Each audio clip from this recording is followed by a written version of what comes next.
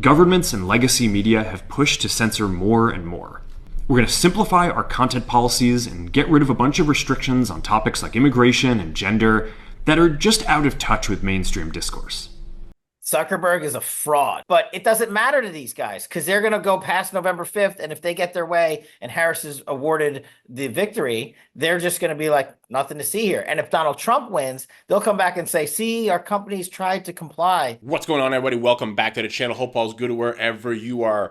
Lizard tech overlord Mark Zuckerberg, now that Trump is going to be in office, came out and made a big speech that he's anti-censorship. Keep in mind that this is the same guy who's been censoring us for years. Imagine Fauci or Bill Gates coming out with a small apology. Well, we're supposed to take these guys at face value and just accept that everything they've done in the past is forgiven? Absolutely not. I don't normally go on big rants on this channel, but I will ask you to listen to a rant at the end of this video, which I'll leave it at the end for those of you who don't want to listen to me rant on about this creep show. You don't have to. I have a clip for you of Kash Patel hitting a nail on the head before Zuckerberg came out with this.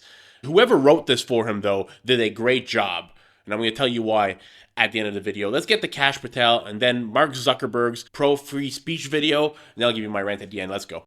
Zuckerberg is a fraud, pretending to care about American democracy and the election. This guy spent $400 million last election cycle, and I don't care what he says, he is going to spend money somehow, some way in this election cycle. And let's put that aside. He owns one of the largest social media companies on earth in Facebook, Meta, and Instagram. I didn't hear the CEO and owner, Mark Zuckerberg, come out and say, I guarantee you my companies will not participate in censorship at the behest of the FBI or anyone else in the federal government, like we did in the last two elections, like we did with Hunter Biden's laptop, like we did with the 51 Intel letter. He could have said that, but he didn't because he wants it to happen.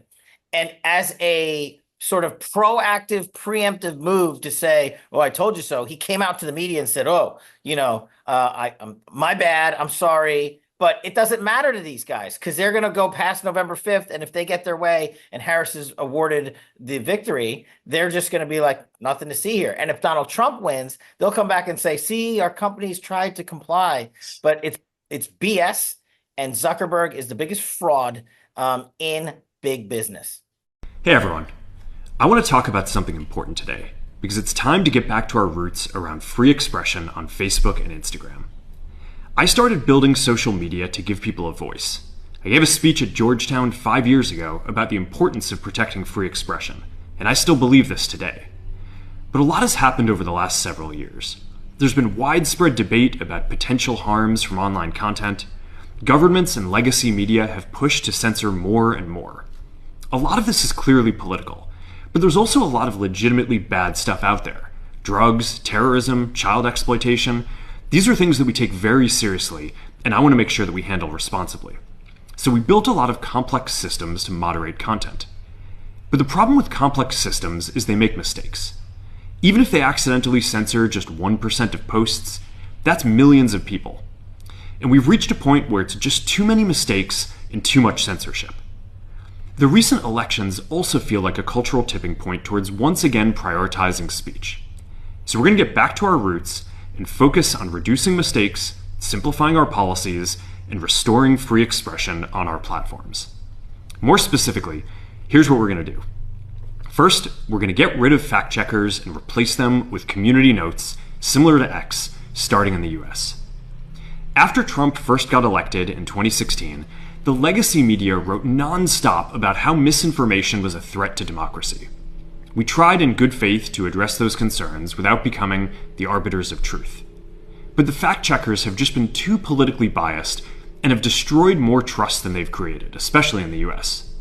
So over the next couple of months, we're going to phase in a more comprehensive community notes system. Second, we're going to simplify our content policies and get rid of a bunch of restrictions on topics like immigration and gender that are just out of touch with mainstream discourse. What started as a movement to be more inclusive has increasingly been used to shut down opinions and shut out people with different ideas, and it's gone too far. So I want to make sure that people can share their beliefs and experiences on our platforms.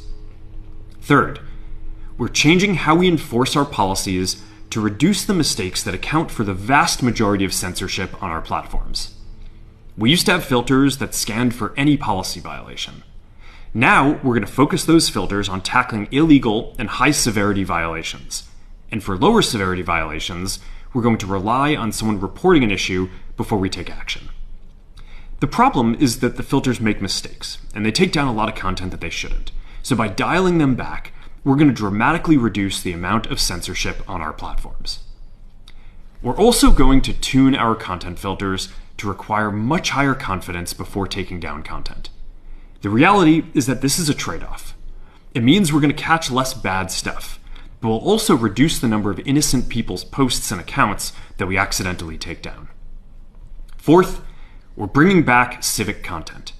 For a while, the community asked to see less politics because it was making people stressed, so we stopped recommending these posts.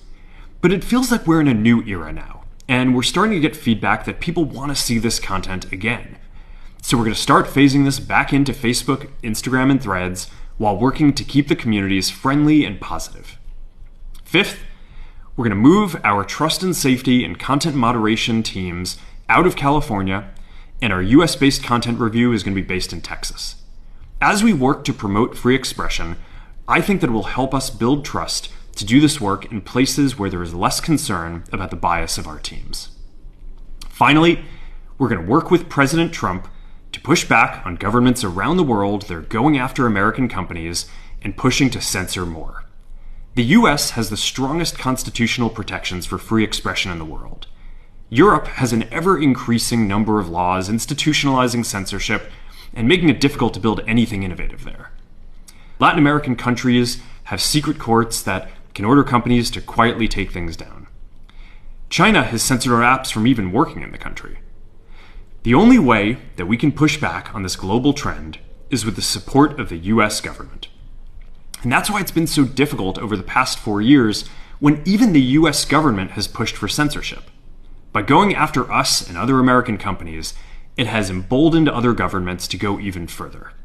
But now we have the opportunity to restore free expression, and I am excited to take it. It'll take time to get this right, and these are complex systems. They're never going to be perfect. There's also a lot of illegal stuff that we still need to work very hard to remove.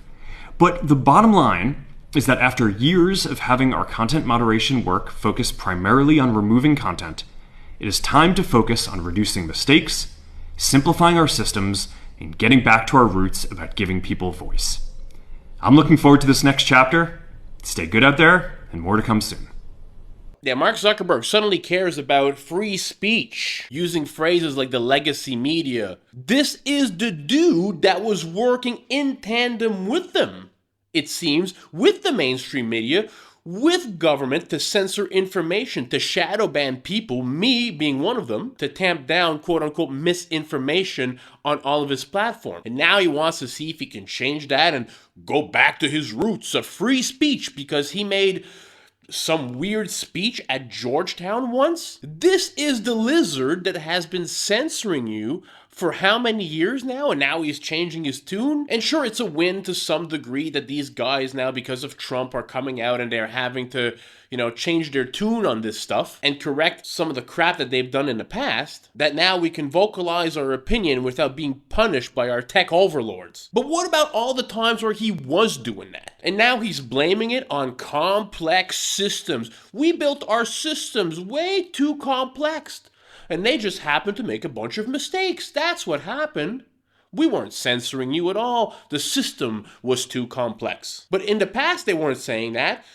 This guy went in front of Congress and says that his systems were working great. So great that he was working with the US government and their agencies to censor information that good American citizens like you and I were putting out there, calling it misinformation, and a lot of it was not misinformation. Most of it wasn't. Let me remind you of the Hunter Biden laptop. This lizard is the same guy that went on Joe Rogan and said, well, the FBI reached out to me when this Hunter Biden laptop story was coming out, and people were finding out about the guy's laptop, and they didn't want people to know about it, so we censored it. He did exactly what these agencies wanted him to do. And didn't even bat an eye. But hey, we just built these systems way too Meta, tried in good faith to get a hold of misinformation. Do you really think that? You guys must all remember there was a pandemic a few years ago where if you tried to share any information about it that was descendant to what the experts were telling you, to what Fauci was saying, the quote-unquote science, you were banned. Nobody would see it. They would block it. You could be deplatformed if you tried to share anything about it. It was called conspiratorial. It was called false. But actually, it was true. This is the censorship king. And we're just all supposed to wipe our brains of it. Like that, Men in Black little thing, little zap. We're all supposed to forget about it. This dude is the big tech overlord that we warn everybody about. And now conservatives are out there praising this guy for all of a sudden coming out with a free speech video. He's only doing it because of who won the presidency. If Kamala Harris wins, do you think you're seeing this video? This is about money. This is about him protecting his platform. Big man Donald Trump just won. Now we're pro-free speech. The guy says we're going to lift the ban on immigration and gender conversations.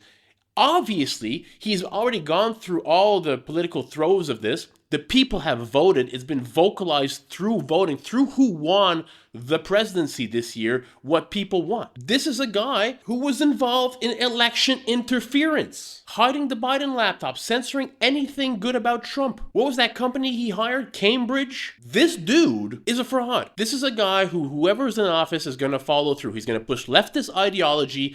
If a leftoid's in office and the Democrats were to take over, and now he's going to try to be a little bit more pro-free speech because of who won and who's Donald Trump's big buddy, Dana White. So now you put Dana White on the board of directors. This is a man following the power shift.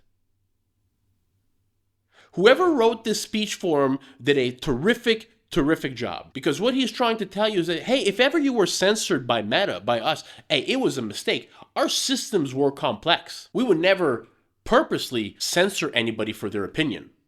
It was a simple mistake, and we're sorry. Please forgive us. And they use words like community, and community makes it feel like it's somewhat of a collective effort and everybody wanted this, when really it was a fringe amount of leftoids that wanted all of us deplatformed, called left-leaning activists that wanted this.